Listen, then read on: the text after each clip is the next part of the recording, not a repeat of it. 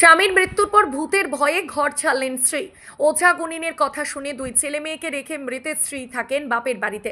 জানা গেছে গত সেপ্টেম্বর মাসে বলরামপুর হাটজোড়া গ্রামের সবরপাড়ায় ৩৯ বছর বয়সী শঙ্কর সবরের মৃত্যু হয়। তাকে অসুস্থ অবস্থায় প্রথমে বাঁশকর হাসপাতালে, পরে পুরুলিয়া দেবেন মাহাতো হাসপাতালে নিয়ে গেলে মৃত্যু হয় শঙ্করের। তার অসুস্থ সময় স্ত্রী বাসন্তী সবর একজন ওঝাকে বাড়িতে এনেছিল। সেই ওঝার দিনান শুনে যা করণীয় করেছিল, কিন্তু স্বামীকে বাঁচাতে পারেনি। শঙ্করের মৃত্যুর পর তার স্ত্রী ভয়ে আর সেই বাড়িতে থাকতে পারেনি। আবার সেই ওঝার কথা মতো তুলসী থানে একটি পতাকা লাগিয়ে বাড়িতে তালা দিয়ে চলে যায় অন্যত্র। সেই থেকে আজও আর বাড়ি ফেরেনি বাসন্তী। এক আত্মীয়র বাড়িতে রয়েছে তার ছেলে মেয়ে।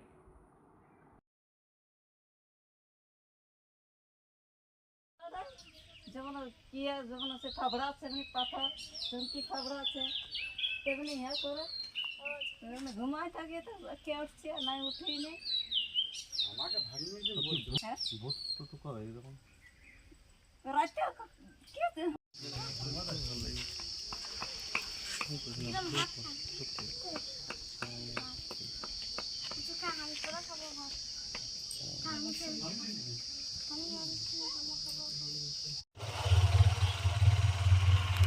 একটা জিনিস দেখলে আরো জোড়া কিনে দেখো। হ্যাঁ কোন ধারা যাবো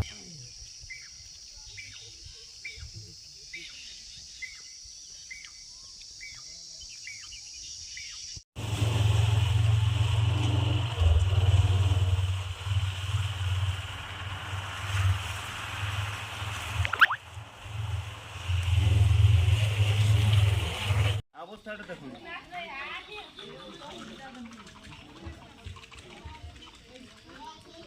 পুরা ছবিটি নিয়ে গেলে সবরত্তি জায়গায় বসে বসবাস করে আছে ওরা দেখবে একটু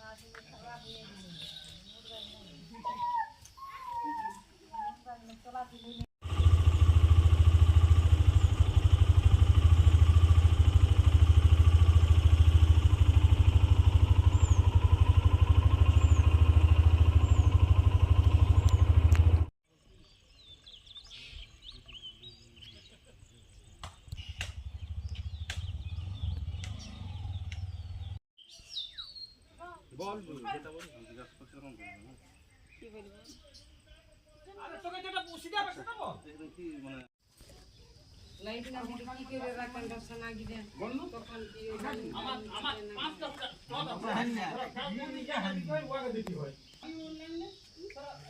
স্যার ছবি লিখে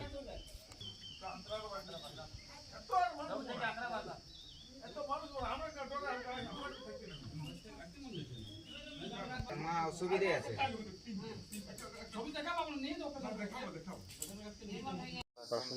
বাসন্তী বাসন্তী সব্বর পরিবারে কে কে আছে? 4 জন আছে পরিবার ওদের। পরিবারে 5 জন আছে না 4 জন? 4 জন, ওই দুটো বেটা, একটা বেটি আর ওর মাটা। মা এখন কি থাকে এখানে এখন থাকে নাই, তো ছিল তো এখন থাকে নাই। এখন ছেড়ে চলে গেছে কি কারণে হচ্ছে ওই যে ভূতের কারণে ছাড়িয়ে গেছে। ভূত দেখা যায় না হ্যাঁ, ভূত দেখা যায়। কোথায় ভূত দেখা এই ওদের বাড়ি ভূত কি দেখা গেছে?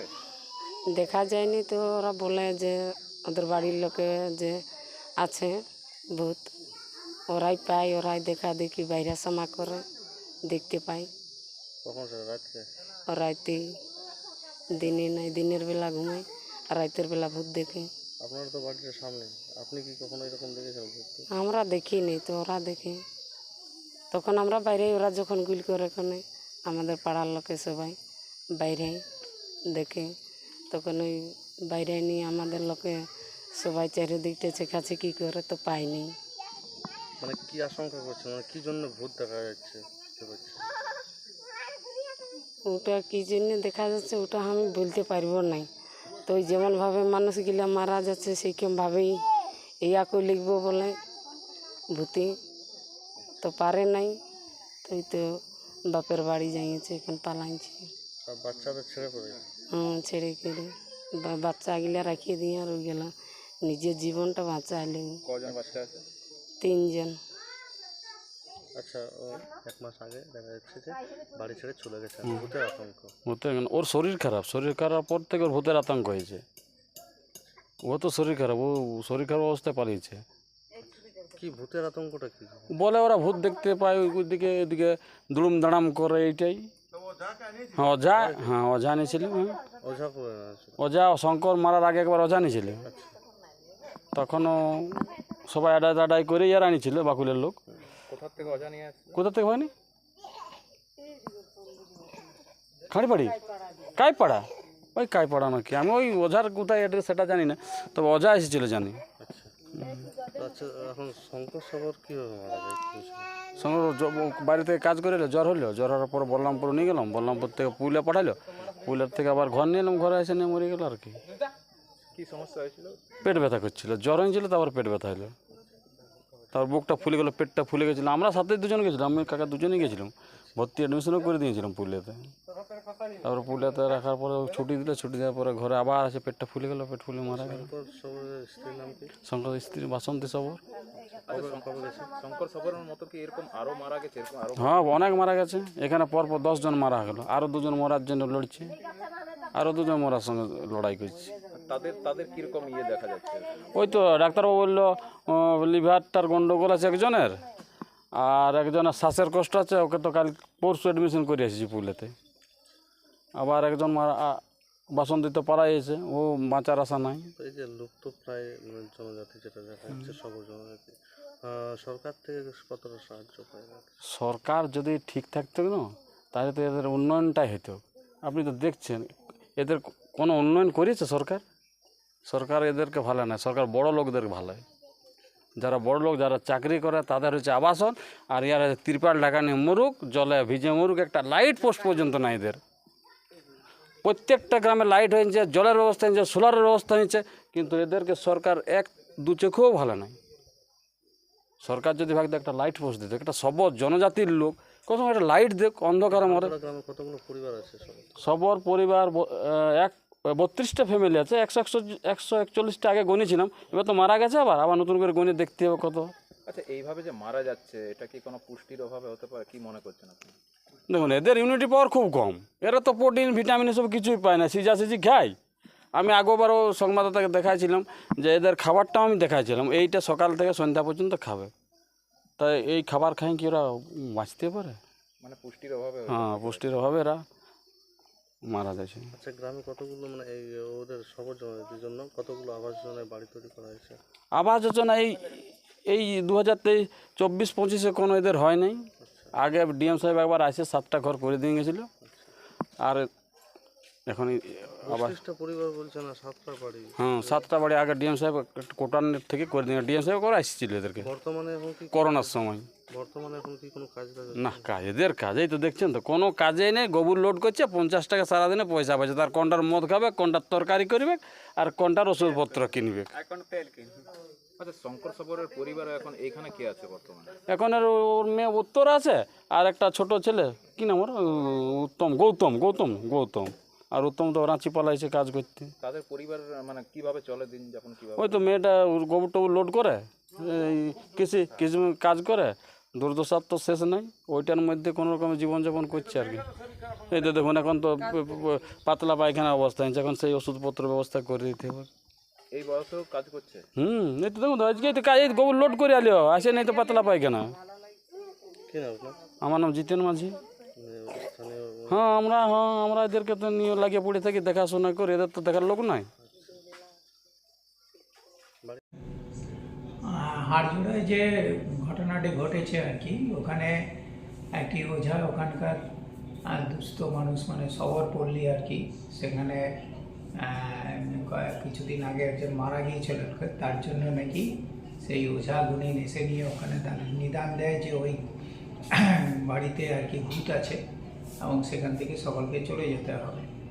এবং তারপরে যেটা ঘটনা ঘটে আর কি, যে ওই যে ওই বাড়ির যে যারা ছিল না আর কি তারা সকলেই কিন্তু ওই বাড়ি ছেড়ে চলে যায়। এবং শুধু তাই না আর কি, সেই ওঝা 5,000 টাকা এবং কিছু এইসব হাঁস মুরগি এইসব নিয়ে চলে যায় আর কি। এইরকম একটি দুস্থ পরিবার আর কি, যেখানে মানুষের একবেলার খাবার জোটে না আর কি, সেখানে এইরকম একটা অন্ধবিশ্বাস কুসংস্কারকে ইয়ে করে আর কি এই ওঝা গুণিনটি তাদেরকে ঘরছাড়া করেছে। বর্তমানে সেই মহিলা এবং তার পরিবারের লোকজন অন্য জায়গাতে আছে, সেখানে ফিরে এখনও পর্যন্ত আসেনি। তো খবর পৌঁছানোর পরে আমরা আমাদের টিম, বিজ্ঞান মঞ্চের টিম সেখানে আজকালের মধ্যে সেখানে যাবে আর কি, এবং সেই মহিলাকে যথাশীঘ্র সেই গ্রামে যাতে ফিরিয়ে আনা যায় তার জন্য যা যা ব্যবস্থা করার সেটা করা হবে। শুধু তাই নয়, আজ থেকে প্রায় 7-8 মাস আগে ওই গ্রামে আমাদের বিজ্ঞান মঞ্চের পক্ষ থেকে আমরা কয়েকজন সেই গ্রামে গিয়েছিলাম আর কি, এবং দেখেছিলাম যে সেই গ্রামে যে সরকারি পরিষেবাগুলো আছে সেগুলো ঠিকঠাক মতো সেখানে পৌঁছায় না। এরকমই দারিদ্র্য অপুষ্টি একটা বিরাট ব্যাপার, এবং সেখানে কয়েকজন মারাও গিয়েছেন আর কি। কিন্তু তাদের কাছে যে সমস্ত প্রশাসনিক যে ইয়েগুলো আছে সেগুলো হয় তারা জানে না বা জানানো হয় না, কিংবা যারা এই দায়িত্বে আছেন তারা ঠিকঠাক মতো তাদের সেই দায়িত্ব সেইভাবে তাদের কাছে পৌঁছে দিতে পারেন না। আমরা বলবো প্রশাসনের কাছে এই বিষয়টা তুলে ধরবো আর কি, যাতে প্রশাসনিক আধিকারিকগণ এই বিষয়গুলোর উপর নজর দেন আর কি। সেই সাথে আমরা বিজ্ঞান মঞ্চের পক্ষ থেকে তাদের পাশে দাঁড়ানোর জন্য যতটুকু আমাদের যে আর্থিক বা অন্যান্য কিছু আছে সহযোগিতা সেটুকু করবো। এই গ্রামের যাতে কেউ অপুষ্টি আজকের দিনে আর কি এইরকম অবস্থায় অপুষ্টি বা অন্যান্য যে চিকিৎসার যে সুযোগগুলো আছে সেগুলো থেকে তারা যাতে বঞ্চিত না হয়। শুধু তাই নয়, এই যে অন্ধবিশ্বাস ও কুসংস্কারকে কেন্দ্র করে যে একটা সেই জায়গাতে একটা ভয় ছড়ানো হয়েছে আর কি, আতঙ্ক ছড়ানো হয়েছে, সেটা যাতে কাটে এবং সেই পরিবারটি যাতে যথাযোগ্য জায়গাতে এসে বাস করতে পারে তার জন্য যা যা করা সেটুকু উদ্যোগ আমরা নেব আর কি। এবং আমরা এরপরে ধারাবাহিকভাবে গ্রামটির উপর নজর রাখবো, এটাই হচ্ছে আমাদের অঙ্গীকার।